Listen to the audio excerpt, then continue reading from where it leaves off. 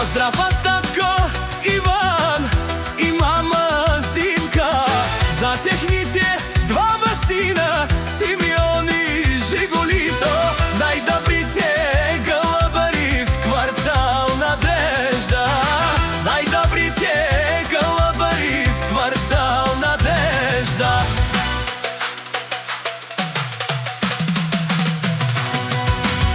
Од малки гледат кам небето синьо, с обич в срцата, силно и чисто.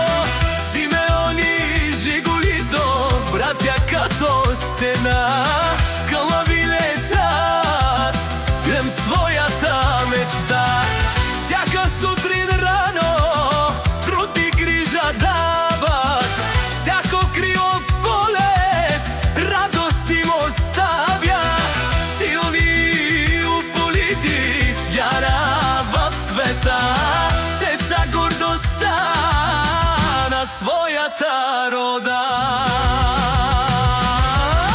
Летете високо, галави бели, носете късмет от небесни предели. Симеон и Жигулико имена звучат, в Надежда всички с тях се гордеят.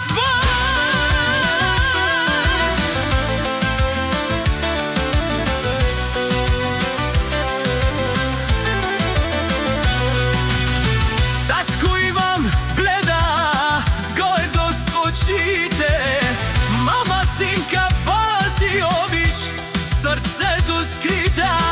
Синове достойни, силни като дъх, с тях семейството е винаги навърх. Всяко състезание нова висота, всяка победа още светлина. И когато гълъбът се връща у дома, знаят това е тяхната съдба. Летете високо, галони бели, носете късмет от небе.